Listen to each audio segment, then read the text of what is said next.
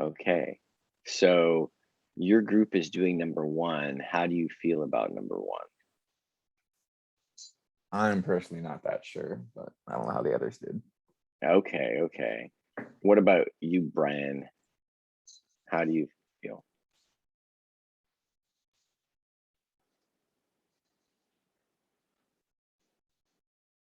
Brian Madris?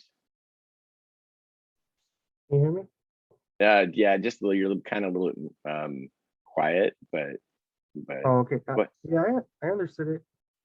Okay, you felt pretty good about it. What about you, Riley? How did you feel? I don't feel very good. Okay, so Brian feels good, Alex feels not so good, and Riley's kind of there too. So let's go ahead and take a look here, and I'm gonna go ahead and copy this, and I'm gonna stop sharing, and then I'm gonna share a whiteboard, and okay, let's talk with you, Riley. Okay, and Alex, you can chime in too if you have comments. I'll put the question over here in the corner. So Riley, you can see the whiteboard, right? You there, Riley? No. Riley Patrick.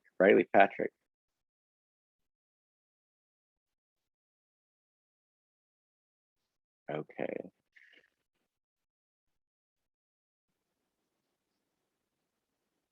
I missed the question. Sorry. Okay. So you can see the whiteboard now, right? Yeah. Okay, and you see our questions, the same question up here. Yeah. Yeah. So what's step one? What should you do? You like to graph things, so I'm gonna say graph it. Well, yeah. And why do I like to graph things? Because at least it helps me understand what's going on, right? It helps you visualize what's happening. Yeah. Yeah. So okay. So let's graph this, Riley. So I'm gonna go ahead and put the axis here, and then you tell me what I should draw next. I like the X demand and supply curves. Okay, so let's just draw, and this is a standard, we can see over here, it's a downward sloping demand curve. So we just draw. Now this isn't gonna be the scale. I mean, I could literally graph it in a graphic calculator, but I'm just gonna, it's downward sloping demand, you can see that, right? And it's upward sloping supply, because you can see the coefficients in front of the Q's, right? A negative one there and a positive one there for supply, right? And then what's next? What should I give me some labels to put on here?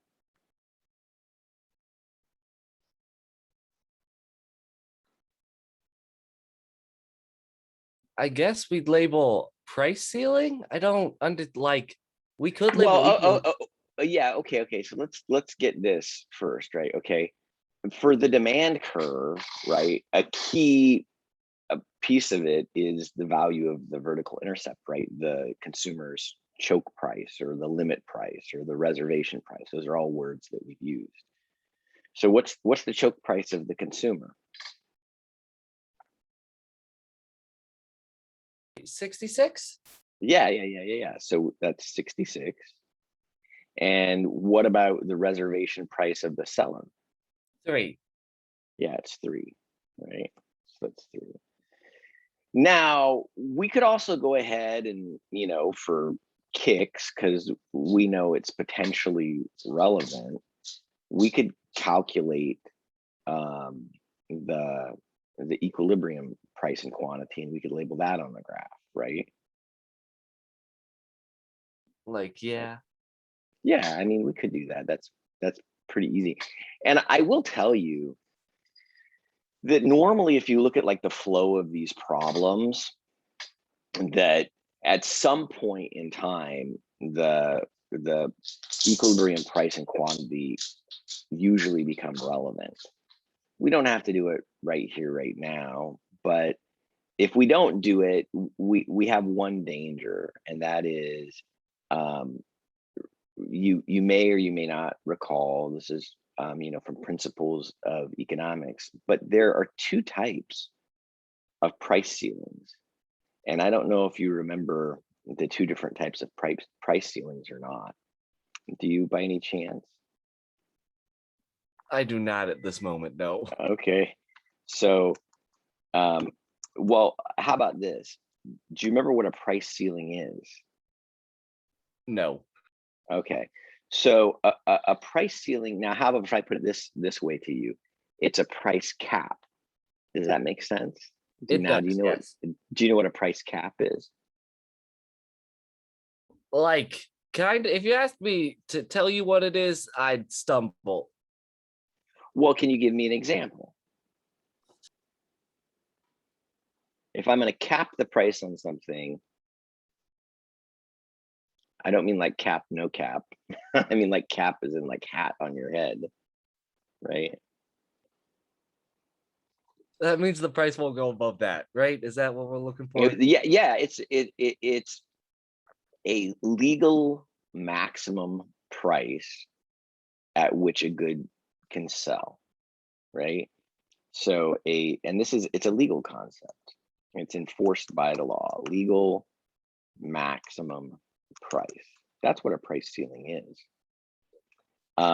So for example, I don't know if you have any maximum legal prices for things that you're familiar with.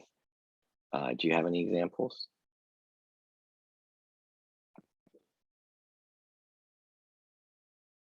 I do not have any examples off the top of my head. Yeah, well, how about something that you would like to cap the price of? I'd like to cap the price of, let's say, rent. Okay, yeah, so that's actually a very common one, is rent control. There are rent control policies all over the United States, and we have some of the most aggressive ones here in California. So, if you say the market price of rent is, $1,200 for a 1-bedroom apartment, and the government comes in and says, nope, you can't charge more than $500 a month for that, then that's basically what rent control is. They have some more sophisticated ways of doing some rent control policies, but ultimately it's a maximum price that can be charged for the rent. So that's one example. A lot of times people say, if I ask them, and I'll ask Alex. So Alex, can you think of something you'd like to cap the price of? Car prices, I guess. Okay, so yes, so especially if a lot of people depend on their vehicle for work, like if you're a construction person and you need a pickup truck, pickups can get really expensive. So you might want to say, wow, if a Ford F-150 costs $45,000, maybe we should cap the price at 20,000, right? Something like that. And I'll ask Brian. What about you, Brian? There's one other one that I can think of that a lot of people mention. For price setting, I don't know, but for price floor, yeah, I know one. So price floor, one, but you can't think of anything you want to cap the price of. Make sure it doesn't go above a certain level. I would want to do medicine, but I don't know about that one. You see, medicine. What about gasoline? Well, that one too. You all don't drive. So we could say that the price of gasoline. So I don't know about you all. The last time I filled up with regular, it was $3.99. So let's just call it $4. because it's actually, the way that gasoline is priced, it's $3.99 and 9/10 of a penny. So it's 3,999, right? 3,999. So it's practically $4. So if we say that the price of gasoline, the market price right now is $4, what do you think we should cap it at, Brian? $2. Okay, so $2 a gallon. Now, if we did cap the price at $2 a gallon, that would make things easier, right? You can imagine that for filling up at the pump, right? You're basically, you'd be spending half what you're spending right now, right? Yeah, yeah. What if we said we were going to cap the price of gasoline at $10 a gallon? Would that help? Probably not. Well, right, because we're already paying $4. So saying Yeah. the price can't go above 10 isn't going to affect anything, right? Yeah, it's gonna keep things the same. Yeah. So those are the two types of price ceilings that we have. We have one which we call a binding price ceiling. And that's the type that you're talking about to begin with, that seems like it might actually make a difference. But a binding price ceiling, more specifically, is when the price cap, and I'll label it that way, is less than the normal equilibrium price. See, so $2 was less than $4, right? And that did something. And if we have a non-binding price ceiling,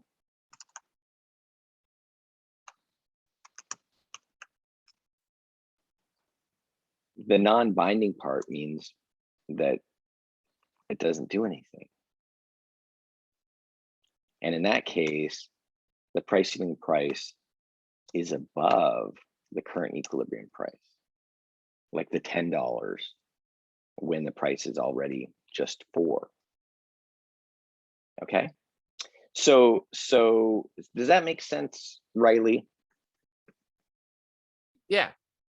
So, I mean, we can't really, especially since our graph is not precise, because it's not really a graph, it's just an illustration, right? We have upward and downward sloping lines, but I mean, here you can see on the vertical axis, that first bit, right? The scale is off.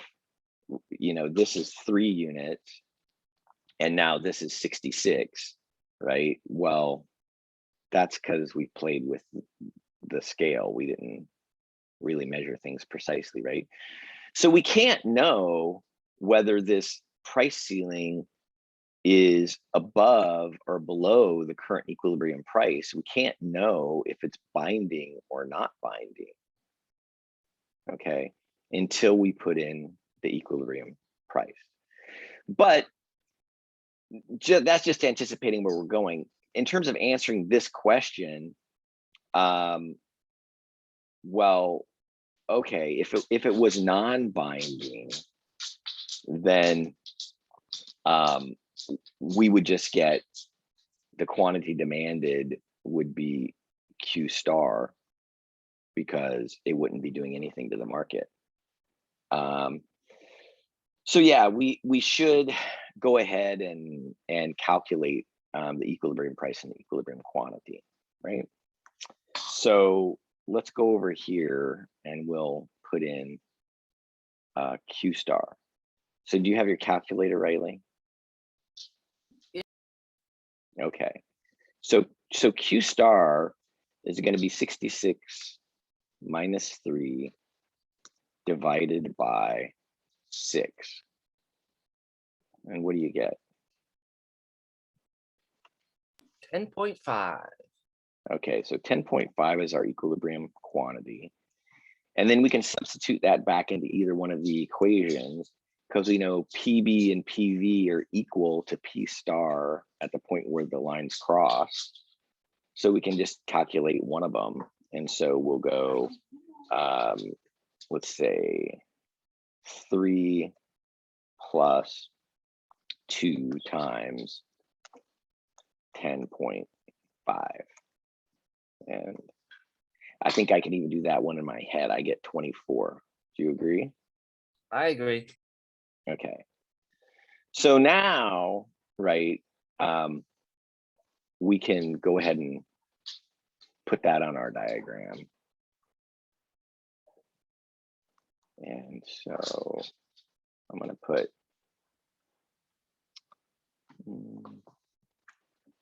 I want to move this a little bit over here. Okay.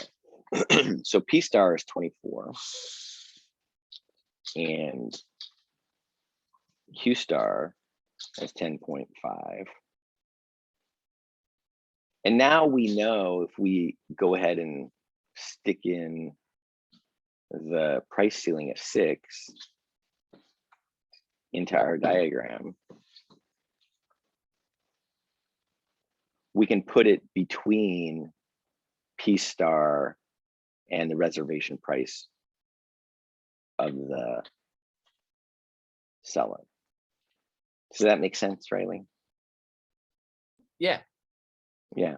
Okay. So the question is asking us the quantity demanded.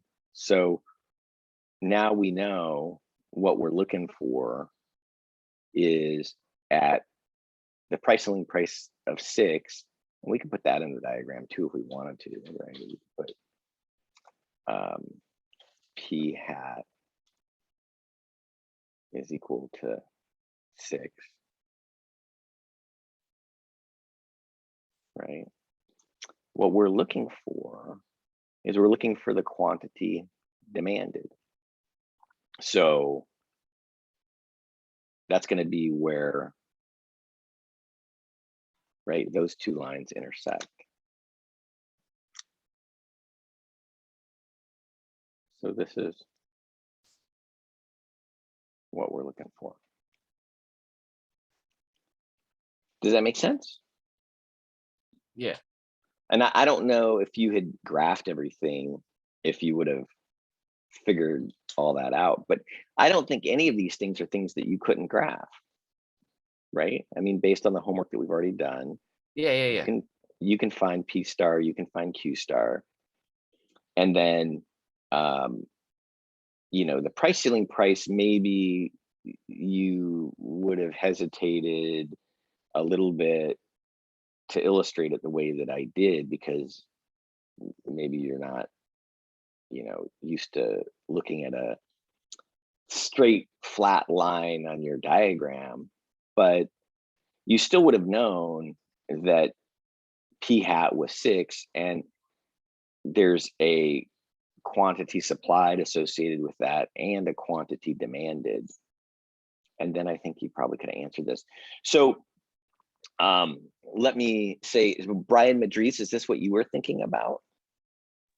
Basically, I just plugged in the 6 into PB and I solved for QB because it was asking, it was giving you the price and you had to find the quantity of demanded. Yeah, and yeah, so algebraically, that's perfect. The only problem is, and you have to be careful, is that Ignithium, because it does random numbers, it will move this around. So sometimes the price ceiling will be binding and sometimes it will be non-binding. So you need to practice enough so you understand, you know, the different cases and how, you know, it affects what's the correct answer. So, you know, my recollection of the probability of getting a non-binding price control in Ignithium is about 1 in 6. And I want to, you know, point that out to everybody because if you're on the exam and you get a non-binding version and you put in, you know, the binding price control answer, then you'll get it wrong, right? So that's just, food for thought, that you want to be a little bit more careful than, you might otherwise think. So, and I'll ask you, Alex, so, does this make sense to you, or are you comfortable? Looks like it makes sense. Mhm. Yeah. So why don't you tell us then, what's the quantity demanded, Alex, at the price of 6? 42. Okay, so you got 42. Is that also what you got, Brian? I think I got 15. Uh, Let's see. Let me double check. okay. Yeah, I got 15. Yeah. So Alex, do you see how he got 15? Yeah, I plugged it into the Okay. wrong equation. Okay. Yeah. So if you set PB is equal to 6, then yeah, you're gonna take the 6 over the other side, you'll get 60, and then take the minus 4 QB over the other side, and take 16 divided by 4, and you get 15. Yeah, that's what I think the answer is. So let's go take a look, right? So I will go ahead and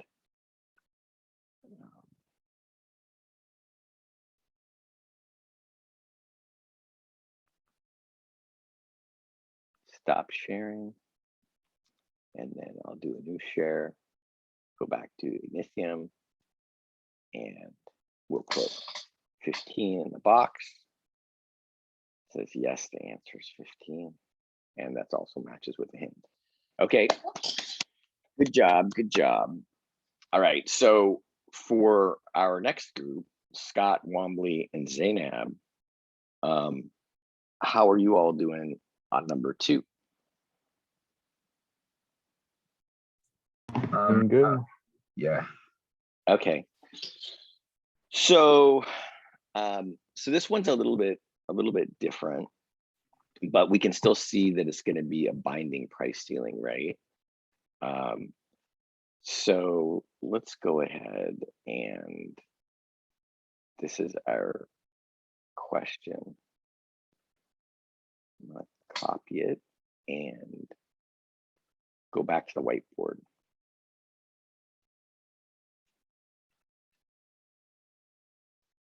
Okay, so this one's a little different.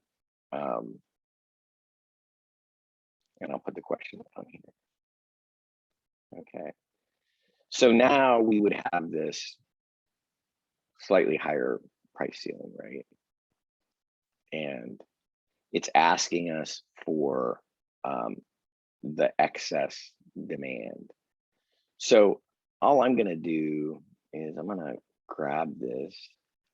Well, actually, it doesn't matter because this is just an illustration. I'm just going to change this to 7.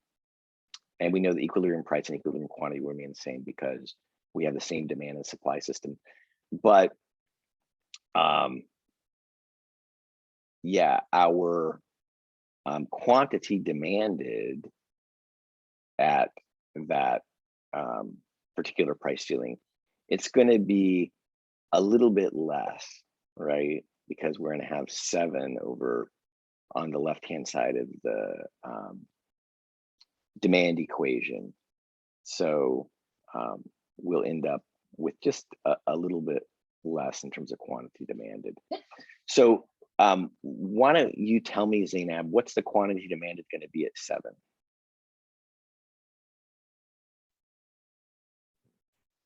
At a price of 7. For the answer? For the quantity demanded.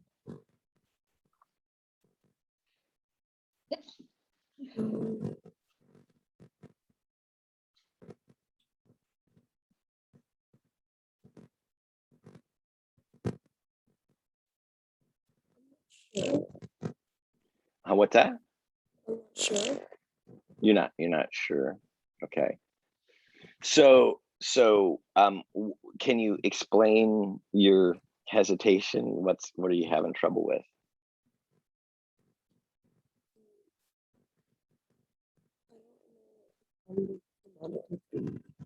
Yeah, I can't hear you very well. I don't know if you can speak into the mic a little bit better, but Is that better? a little bit. You're still a little bit robot. That's you're coming slowly. But yeah, so how would you calculate the quantity demanded? For the answer for this question, I got 12.75. Oh, can you explain how you got the answer? Yeah, I plugged in the price ceiling for each of the equation, and then I Okay. subtracted the two answers. Yeah, and so, but what you're kind of not clicking with is the quantity demanded, right? And can you explain why that's a mystery? Um, So you understand at each and every price, there's a quantity demanded on the demand curve, right? That's the quantity associated with that price. Or no? yeah, Okay. And for each and every price on the supply curve, there's a quantity supplied associated with that. Those are the two values that you calculated. The one that you plugged into the demand curve, when you put P in for the price PB, that's the quantity demanded. So can you tell me what your quantity demanded was? 14.75. A little bit louder? 14.75. Okay, so 14.75. Okay, that's good. And for the quantity supplied, that's what you got when you plugged in the price of 7 for the price that the supplier was facing. And what did you get there? 2. You got 2. Okay.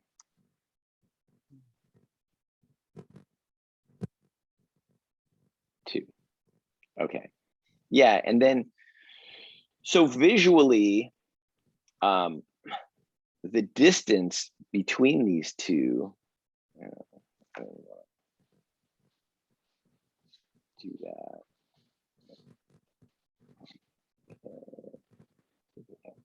Grab this.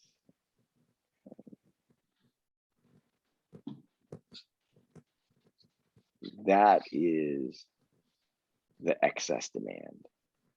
So the excess demand in this case, I don't know. So let me change the color. It won't. But anyway, so the excess demand in this case is that distance, and so you just subtracted the 2, and you got the excess demand to be your 12.75, right? Yeah. So I'll ask the other 2 group members, Wombly and Patrick, do you all agree? Do you have any questions? No, I kind of like messed up along the way just because I wasn't doing it to the graph. I was doing it by numbers. So I just got confused. I got to 14.75 and then I didn't know where to go from there, but now I understand it. Yeah, well, again, I'll tell you, there are 2 things. One, you will be graded on graphing, so you might as well practice it. Yeah.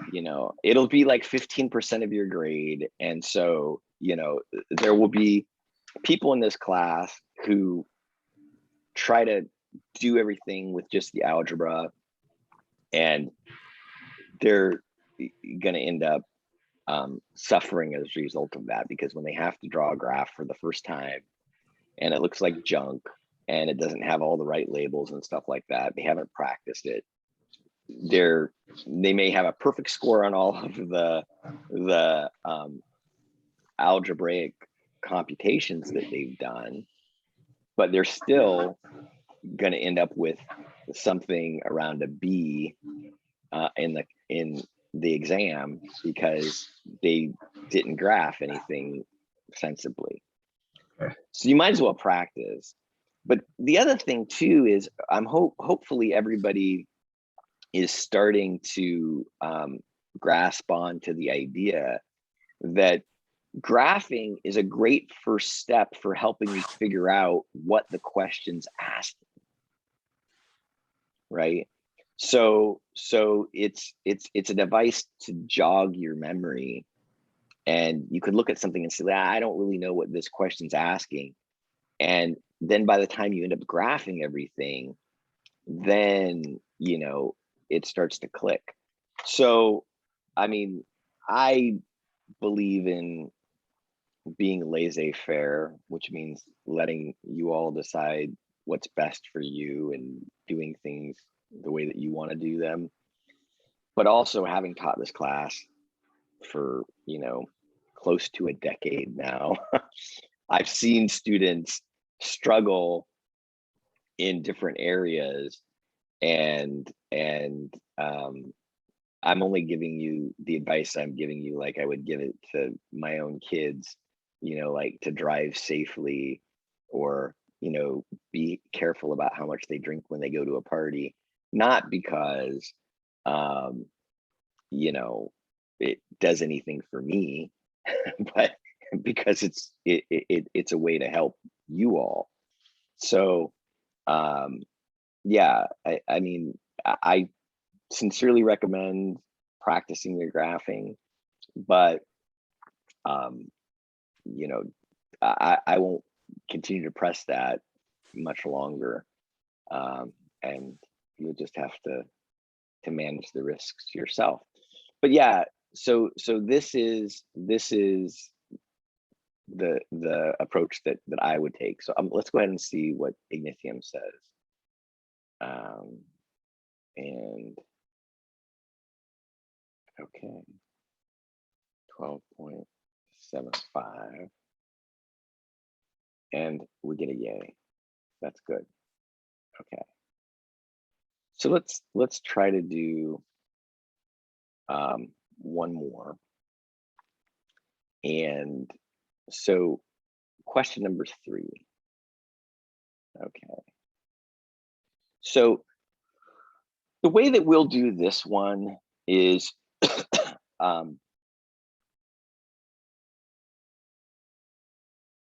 so that's the question we're going to be working on, right? And we have the same system.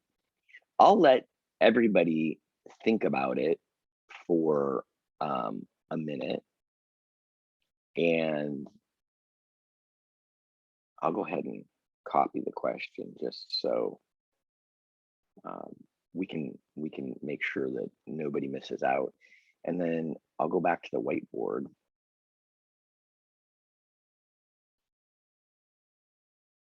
Okay. And I'll go ahead and put the question down here.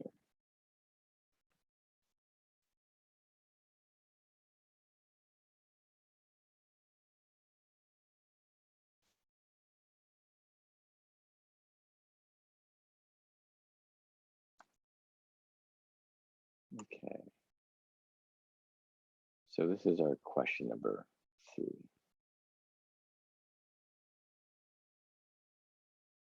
Okay. So I'll let you all think about it for a minute, and then I'm just gonna ask people about the answer. Okay.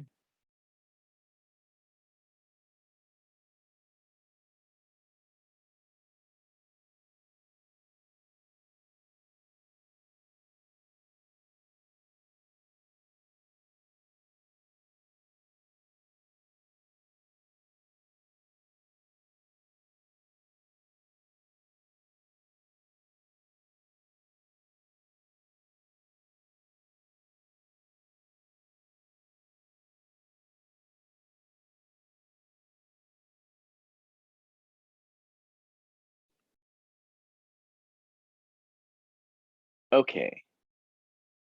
So if anybody wants to try to answer the question, you can go ahead and raise your hand. Anybody want to give it a shot?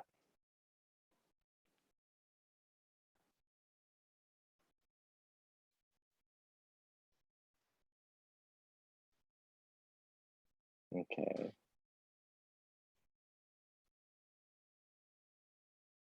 Seeing no hands raised, I'll start with William. How's it going? Pretty good, William. How you doing? Pretty good. So tell me, William, what do you think about this question?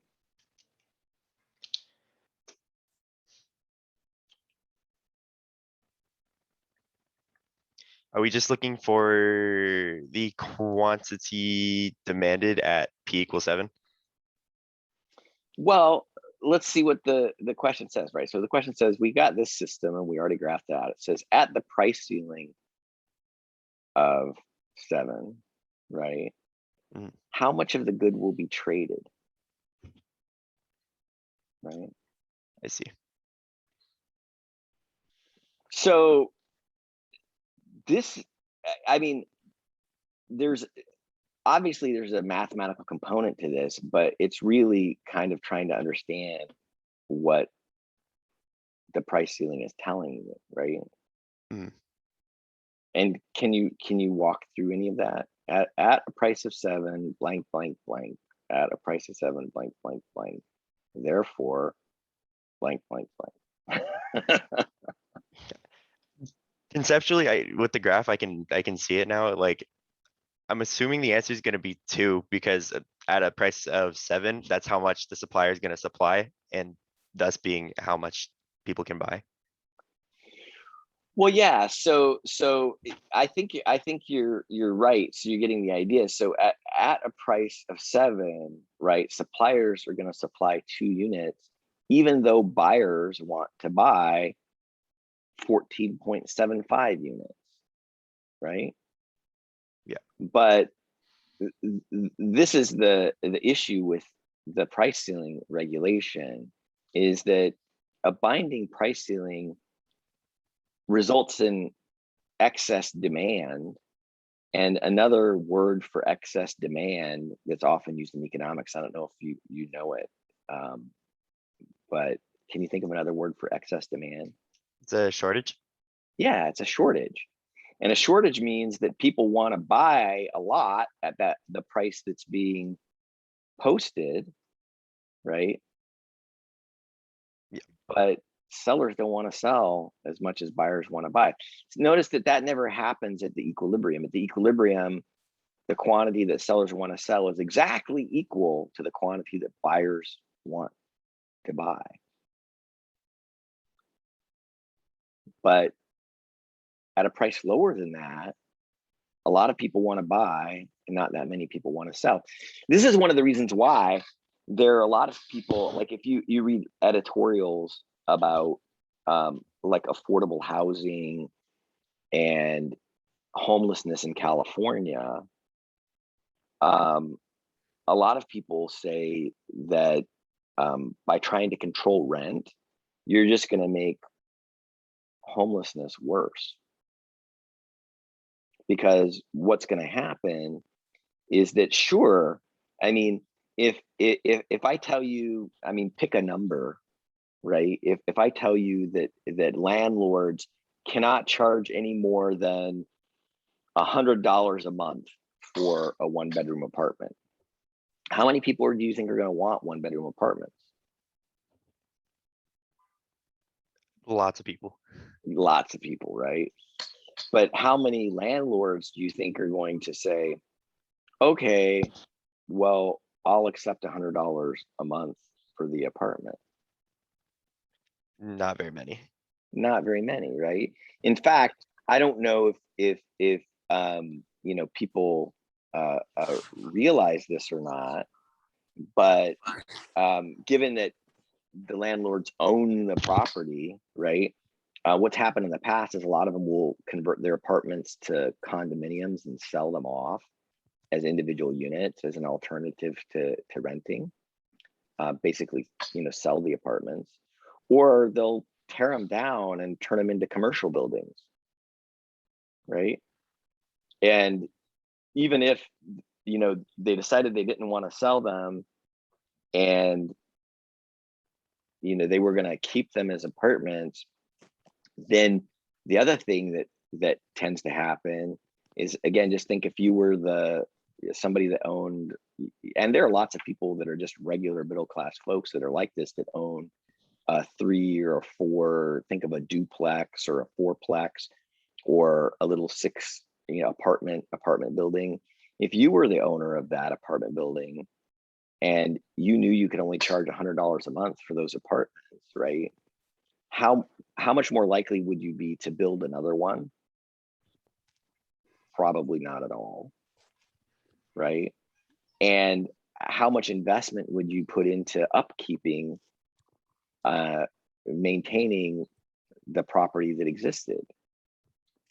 Well, if you do a bad job, right, and your tenants get upset because there are cockroaches and the pipes are leaking and all the other things that happen when you don't maintain a property, and they say, okay, well, we're leaving this property then. What do you say as the rent control person, the landlord? You say, I got 12 people on a waiting list, right? And, just trying to use the numbers here. Goodbye. I'll just rent it to somebody else, right? So yeah, these shortages show up when you have a binding price ceiling, and because you can't force the owners in an otherwise, free market, you can't force the owners to rent, then you end up with less housing available. So I think Riley was the first one that picked rent control as their preferred price control. Do you still feel the same way about that, Riley?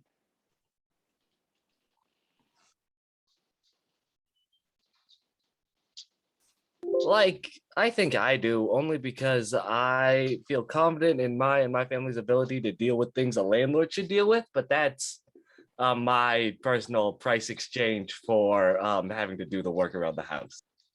So, but what about that? There's a big long waiting list for rent controlled apartments.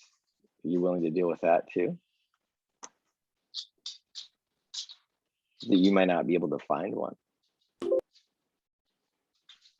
Like, yeah, but if you don't rent control the apartments, then I might not be able to afford one either. So it's just trading in one problem for another. Like, right. I mean, I see what you're saying. You might not be able to afford one, and in the other case, you might not be able to find one. But I guess you would have to realize that here at the Equilibrium, more people, right, are finding an apartment even at the higher price. So at the rent controlled price, you're taking all those people that would have found an apartment and you're putting them out of their apartment and putting them in a line to wait.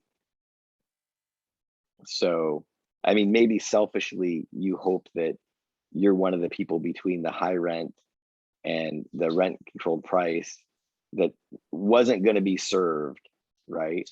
And that you get to get in the line with the other people. So you have an opportunity, but a lot of people would be kicked out of their homes. So I don't know, Riley. That seems a pretty hard trade-off, but if that's one you're willing to make, I'm not going to question it. So what about anybody else? So we said that sellers are going to supply less. We'll have a shortage. And just to be clear, before we move on, I'll be back in just a second, and just to show you all something to make sure that we're comfortable. I just put in the answer in Ignithium, and this is the response that I got. Okay, so our correct answer is 2. Okay, does anybody have any questions about the analysis that we've done, or anything like that. Okay, no questions. All right, good. Okay, so I'm gonna go ahead and stop recording.